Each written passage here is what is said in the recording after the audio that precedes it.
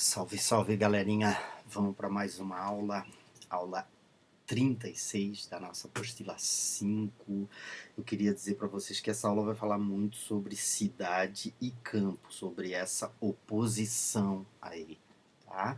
Esse daqui é um pedacinho de uma música que a gente até poderia associar ao tropicalismo do glorioso Caetano Veloso, chama-se Sampa, né? E na qual ele faz uma descrição da cidade, do furdunço da cidade. Alguma coisa acontece no meu coração que só quando cruza Ipiranga e Avenida São João é que quando eu cheguei por aqui eu nada entendi da dura poesia concreta de tuas esquinas, da deselegância discreta de tuas meninas. Ainda não havia para mim, Rita Lee, a tua mais completa tradução. Alguma coisa acontece no meu coração que só quando cruza Ipiranga e Avenida São João. Esse tipo de referência às cidades que a gente está vendo aqui nessas obras também vai ser uma constante, sobretudo a oposição entre a cidade e o campo. E essa nossa aulinha vai falar um pouquinho sobre isso. Essa nossa aulinha não, essa aula que só vocês têm, entre outras coisas, porque não existe aula desse padrão nas outras apostilas com as quais eu trabalho. Então eu queria chamar a atenção de vocês para o aspecto fundamental de que nessa imagem aqui da nossa aula 36, o que a gente tem é um quadro desse autor, né, Francisco Rebolo. O quadro é de 1936 e vocês podem notar, obviamente, aí pela coloração, a ideia, entre outras coisas, de pintar usando tonalidades que são tonalidades quase que apagadas, né? Então registrar o fenômeno urbano, o fenômeno da vida urbana de uma maneira bem diferente, de uma maneira muito moderna, né? Muito modernista, a gente diria, e sobretudo para fugir do contraste das cores. Então, essa aula é uma aula na qual a gente vai trabalhar, na verdade, essa dicotomia. Dicotomia é a oposição entre o campo de um lado e a cidade de outro, né? De certa forma, algumas vezes, não poucas, tá, gente? O campo ele vai ser associado à ideia da natureza dos clássicos gregos, tá? Que são a base da nossa sociedade. Então, muito frequentemente o arcadismo vai fazer isso, o classicismo vai fazer isso, que é resgatar a natureza, mas uma natureza lá da Grécia antiga, depois da Roma, enquanto que a cidade vem a ser o espaço da modernidade, às vezes o espaço da corrupção, às vezes o espaço da trairagem, da falsidade, tal como a gente vai ver. E aí, para isso, nós vamos fazer uma viagem aqui por todos os períodos de literatura que a gente já estudou até agora, partindo da literatura de informação, passando pelo barroco, o arcadismo, o neoclassicismo, o romantismo, o pré-modernismo, até chegar ao século XX. E o primeiro pedaço que a gente tem, o primeiro fragmento que a gente tem para ler é justamente da carta do Pero Vaz de Caminha de 1500. E essa carta, entre outras coisas, o fragmento da carta já assinala a maneira como os europeus olharam para a Terra e já estabeleceram de cara esse conflito entre o homem natural atrasado e o homem civilizado que podia colaborar para melhora da vida desse homem natural nativo silvícola brasileiro. De ponta a ponta é toda a praia Parma, muito chã e muito formosa. Pelo sertão nos pareceu do mar muito grande, porque a estender os olhos não podíamos ver senão a terra e arvoredos que nos parecia muito longa a terra. Nela até agora não podemos saber que haja ouro, nem prata, nem nenhuma cousa de metal, nem de ferro, nem lhe ouvimos. A terra, porém, em si é de muito bons ares, assim frios e temperados. Águas são muitas, infindas, em tal maneira graciosa que, querendo aproveitar, dar-se-á nela tudo por bem das águas que tem. Mas o melhor fruto que nela se pode fazer me parece que será salvar essa gente. Quer dizer, é interessante a gente perceber que no mesmo parágrafo nós temos ali a preocupação material, o ouro, a prata, né, nada de metal, e ao mesmo tempo aqui a preocupação espiritual com a conversão, né? Então, de certa forma, é o desejo da conquista das terras, material, e o desejo da conquista das almas, o processo de aculturação, o processo de superação, né, de suplantação dessa cultura nativa, indígena, silvícola que os europeus estavam encontrando naquele exato momento. Esse pedaço da carta do Pero Vaz de Caminha já serve para a gente traçar essa oposição aí. O Brasil do século XVI, um século depois da chegada dos europeus, ele tem na figura do Gregório de Matos Guerra, o grande poeta do barroco brasileiro, um pedaço, uma parte bastante importante na medida que ele vai fazer um juízo anatômico da Bahia. Bahia aqui, na verdade, uma referência que se faz à cidade de Salvador, também conhecida como Cidade da Bahia, porque eu e vocês sabemos que tem uma baía excepcional ali para navegabilidade, e isso foi aproveitado com lucros pelos portugueses, não só por eles. E aí, o retrato que o Boca do Inferno faz dessa Bahia é o retrato de um ambiente corrupto, a ideia de que essa cidade deixou-se corromper, e a crítica é uma crítica bastante ampla, né? Diz ele nesse juízo anatômico: que falta nesta cidade verdade, que mais por sua desonra honra, falta mais que se lhe ponha vergonha, o demo a viver se exponha, por mais que a fama a exalta, numa cidade onde falta verdade, honra, vergonha. O açúcar já se acabou, e o dinheiro baixou, e o dinheiro se extinguiu, subiu, logo já convalesceu, morreu. A Bahia aconteceu o que a um doente acontece, cai na cama, o mal lhe cresce, baixou, subiu e morreu. Quer dizer, existe toda uma personificação da Bahia como um corpo corrupto, como um corpo absolutamente vendido, né, absolutamente corrompido.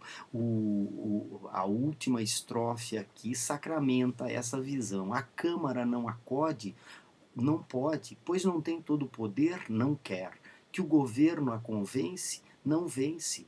Quem haverá que tal pense que uma Câmara tão nobre, por ver-se mísera e pobre, não pode, não quer, não vence. Quer dizer, aí, com clareza, a crítica apontando a decadência da Bahia por conta desses três aspectos aí. Uma crítica política, uma crítica moral e uma crítica também econômica, né? O fruto, de certa forma, da análise do poeta barroco Boca do Inferno, Gregório de Matos Guerra, sobre a sua cidade, a Bahia, lá do século XVI. Se a gente for para o século XVII, no entanto, apogeu de Minas Gerais, o que a gente vai ver é uma poesia diferente, ainda que possa parecer uma outra crítica ao processo de urbanização, mas os ideais são os ideais ali neoclassicistas que eu queria lembrar a vocês, né? A ideia do locus amenus, o lugar ameno, o lugar tranquilo, a ideia da fuga da cidade, fugere urbem, a ideia da mediocridade dourada, o equilíbrio, a ideia de aproveitar o dia em meio à natureza, a ideia da busca da simplicidade, acabando-se com os excessos. E o que a gente vai ver nesse soneto aqui do poeta Árcade Cláudio Manuel da Costa, de certa forma, também tem a ver com uma crítica a essa mudança que ocorreu em Minas Gerais por conta da mineração. Quer ver? Olha só o que ele fala nesse poema. Torno a ver-vos, ó montes, o destino, aqui me torna a pôr nestes oiteiros, onde um tempo os gabões deixei grosseiros pelo traje da corte rico e fino. Quer dizer, ele saiu dali do campo e foi para a corte, que para nós vai ser o ambiente urbano, o ambiente da cidade. Aqui estou entre almendro e corino, os meus fiéis, meus doces companheiros, vendo correr os míseros vaqueiros atrás de seu cansado desatino. Agora ele está de volta ali, ao lado dos pastores amigos dele, almendro e corino, né, vendo os vaqueiros correr. vendo os vaqueiros seguindo o seu trabalho. Se o bem desta choupana pode tanto que chega a ter mais preço e mais valia que da cidade o lisonjeiro encanto, então ele está lá naquela choupana no campo, ó, e essa choupana no campo para ele é mais preciosa, é mais interessante, tem mais valor, mais valia do que a existência na cidade. Aqui descanse a louca fantasia, aqui nessa choupana, e o que até agora se tornava em pranto se converta em afetos de alegria. Quer dizer, até agora, até o momento que ele esteve na cidade, foi só choro, só tristeza. Agora não, a ideia é que agora ele pode curtir a alegria. Por que ele pode curtir a alegria, né, gente? Entre outras coisas, por causa disso aqui, ele está no lugar ameno, que é o campo, ele está de acordo com aquele ideal que é o ideal bucólico de viver em meio à natureza, ele saiu da cidade, ele abandonou a corrupta cidade. Então, essa maneira de ver a natureza idealizada dessa forma, ela é muito característica desse movimento aqui, que a gente chama de arcadismo ou neoclassicismo, e sobre o qual a gente já estudou também. Evoluindo um pouquinho, a gente chega no século XIX, o século do romantismo. E aí eu e vocês já sabemos, o romantismo ele vai ser marcado pela exaltação dos traços característicos brasileiros, sobretudo a natureza exuberante que o Brasil apresentava no princípio do século XIX. E aí, nesse contexto, depois de gastarem páginas e páginas com romances urbanos, os romancistas brasileiros se voltam para as nossas regiões norte, sul, nordeste, e começam a usar como referencial principal essa nossa natureza, representando aí a ideia da grandiosidade, dessa exuberância natural que o Brasil apresenta. Esse romance aqui, que é um romance de um cara muito legal, esse Visconde de Toné aqui, gente, pô, é um cara muito bacana, um cara muito fera. Ele escreve um romance chamado Inocência, e esse romance que ele escreve, Inocência, é um romance ambientado onde? No interior do Mato Grosso. Inclusive lá no Mato Grosso há duas cidades em homenagem a ele, uma chamada Inocência e outra Toné. Então, tais são os campos que as chuvas não vêm regar. Com que gosto demanda então o sertanejo os capões que lá de bem longe se avistam nas encostas das colinas e baixuras, ao redor de alguma nascente orlada de pindaíbas e buritis, com que alegria não saúda os formosos coqueirais, núncios da linfa que lhe dá, que lhe há de estancar a sede e banhar o afogueado rosto. Então, com sofreguidão natural, acolhe-se ele ao sombreado retiro, onde prestes desarreia a cavalgadura, a qual dá liberdade para ir pastar, entregando-se sem demora ao sono reparador que lhe trará novo alento para prosseguir na cansativa jornada. Ao homem do sertão afiguram-se tais momentos incomparáveis acima de tudo quanto possa idear a imaginação no mais vasto círculo de ambições. Vocês notem um detalhezinho que é interessante, que ele idealiza esse homem do sertanejo, ele idealiza esse sertanejo, sobretudo a partir do momento que ele considera que aquilo ali é uma alegria. Quando o sujeito viver, né, dependente da natureza, é difícil, né, pessoal? Então é essa idealização romântica, essa natureza idealizada que sempre, né, será capaz de prover a água que o sertanejo precisa, por exemplo, que ele exalta, quando a gente sabe que na verdade não é bem assim que acontece, sobretudo nesse processo de idealização. Mas esse processo de idealização, não só do sertanejo, como também da natureza, ele acaba no pré-modernismo, princípio do século XX, né, quando os sertanejos e os caipiras são retratados de uma maneira realista, sobretudo relatando a tristeza, a dificuldade que é viver naquela vida ali. Tá? O primeiro autor a abordar a vida real do sertanejo mesmo, né? Fazer uma grande reportagem, porque Os Sertões também é uma grande reportagem, o livro, ele faz um retrato do sertanejo durante a Guerra de Canudos, no qual ele celebra a força desse sertanejo, mas ele não idealiza. Ele diz que é um homem atrasado 3 séculos, né? Em relação ao homem citadino, ao homem urbano, ao homem que teve a oportunidade de aprender a ler, que seja, ele diz que é um homem atrasado 3 séculos. Ele fala, vivendo 400 anos no litoral vastíssimo, em que palejam, né, em que empalidecem reflexos da vida civilizada, tivemos de improviso, como herança inesperada, a República. Acendemos de chofre, repentinamente, arrebatados na caudal dos ideais modernos, deixando na penumbra secular em que jazem no âmago do país 1/3 de nossa gente. Olha só, o retrato que ele faz é que 1/3 dos brasileiros não está absolutamente preparado para viver a República, nem sequer para viver a vida urbana. E é isso o que ele coloca. Iludidos por uma civilização de empréstimo, respigando, juntando, né, em trabalho, em faina cega de copistas, em um trabalho enlouquecido de copistas, tudo o que de melhor existe nos códigos orgânicos de outras nações, quer dizer, sem olhar para a realidade brasileira, tornamos revolucionariamente, fugindo ao transigir mais ligeiro com as exigências da nossa própria nacionalidade, mais fundo o contraste entre o nosso modo de viver e o daqueles rudes patrícios mais estrangeiros nesta terra do que os imigrantes da Europa, porque não nos separa o mar, separam-nos 3 séculos. Então, o homem da cidade está separado 3 séculos do homem do campo. É bem claro o Euclides da Cunha no sentido de apontar essa oposição entre um sertão que permanece em 1600 e uma cidade que se urbaniza com o trem, que se urbaniza com o bonde, que se urbaniza com a eletricidade e que, inclusive, chega à era republicana, quando na verdade isso está tão distante da realidade do sertanejo.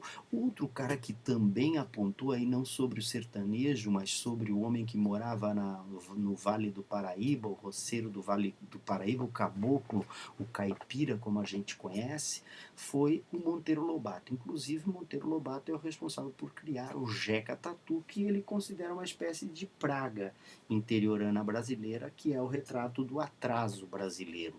Ele que vem falar ao patrão, entrou, saudou, seu primeiro movimento após prender entre os lábios a palha de milho, sacar o rolete de fumo e disparar a cusparada de esguicho é sentar-se jeitosamente sobre os calcanhares. Só então destrava a língua e a inteligência. Não vê que, de pé ou sentado, as ideias se lhe entramam, a língua emperra e não há de dizer coisa com coisa.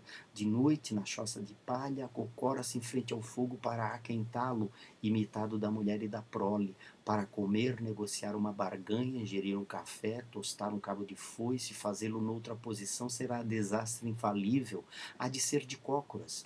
Nos mercados para onde leva a quitanda domingueira é de cócoras, como um faquir de Brahmaputra que vigia os cachimbos de brejeúva ou o feixe de 3 palmitos. Pobre Jeca Tatu, como és bonito no romance e feio na realidade. Lembram-se daquele retrato que o sujeito fez lá, o Visconde de Toné em Inocência, do sertanejo heróico? Pois é, aqui nesse momento o, o Monteiro Lobato associa a figura do caboclo paulista, o caipira, o Jeca Tatu, com a figura do sertanejo, também um retrato do atraso brasileiro.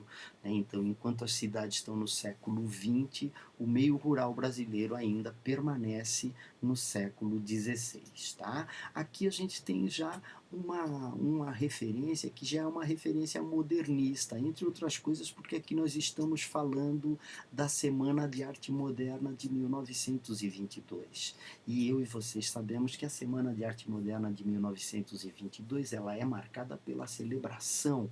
Lembrem-se do futurismo que celebrava a fuligem, a máquina, o barulho, o rrr eterno das engrenagens. Pois é, na segunda noite da semana, esse cara aqui, sujeito chamado Menotti Del Pitta, ele vai escrever Queremos luz, ar, ventiladores, aeroplanos, reivindicações obreiras, idealismos, motores, chaminé de fábricas, sangue, velocidade, sonho na nossa arte e que o rufo de um automóvel nos trilhos de 2 versos espante da poesia o último deus homérico.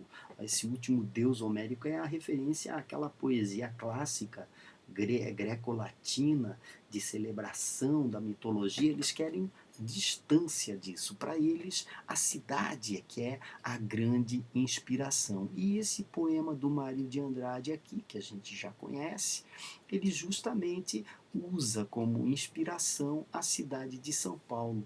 Né? São Paulo, comoção de minha vida, os meus amores são flores feitas de original, arlequinal, trajes de losangos, cinza e ouro, luz e bruma, forno, inverno morno, elegância sutis, sem escândalos, sem ciúmes, perfumes de Paris, Aris, bofetadas líricas no Trianon, Algodoal, São Paulo, comoção da minha vida, galicismo a berrar nos desertos da América.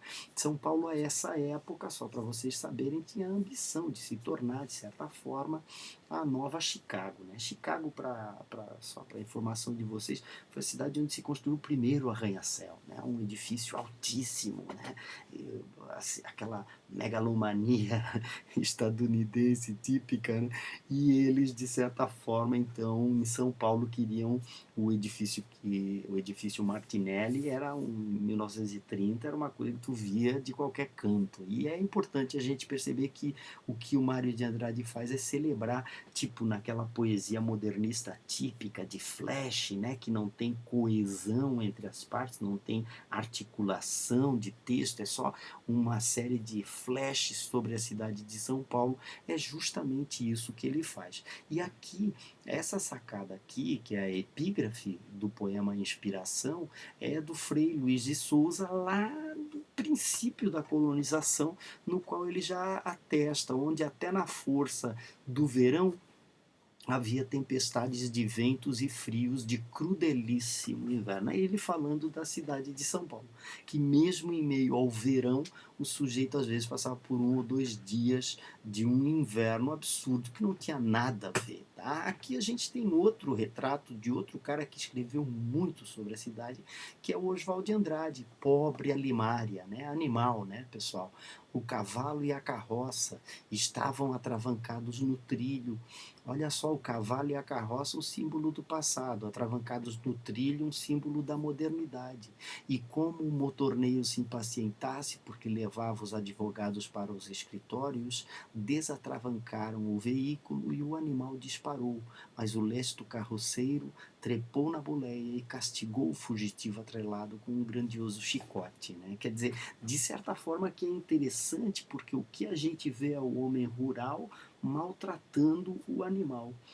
E é interessante a gente perceber que nessa visão aqui, o Oswald de Andrade coloca a cidade como um ambiente mais civilizado do que o campo, porque quem maltrata o animal é o carroceiro, que vai chicotear. Então essa oposição campo-cidade, que vai ser muito presente na obra dessa Tarsila do Amaral aqui também, ó, porque vocês notem que mesmo num quadro falando sobre São Paulo, tá, ela coloca aqui o símbolo da natureza exuberante brasileira. Né? Assim como aqui nesse quadro a Tarsila vai falar da vida rural, tá? E vai fazer um retrato lindo, né? Os quadros da Tarsila são uma maravilha, né? Outra modernista de primeira fase, como nós sabemos, eu e vocês. Cidadezinha Qualquer já é da segunda geração, é da geração de 30 do glorioso Carlos Drummond de Andrade. Cidadezinha Qualquer,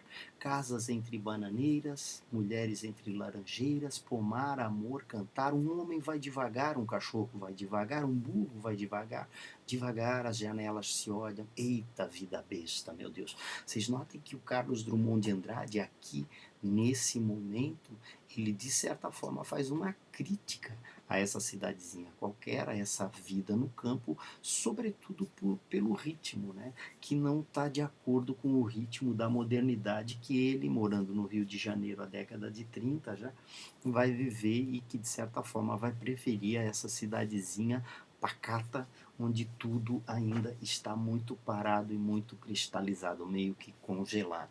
Então, queria dizer para vocês que essa excepcional aula, não minha, tá? Do material do ângulo aí, certamente vai ser fundamental para vocês sempre que vocês pensarem em responder qualquer que seja a questão na qual exista essa oposição entre o campo de um lado e a cidade de outro. Tá bom, meus queridos e minhas queridas? Um beijo grande para vocês. Obrigado pela atenção, gente, e até mais, galera.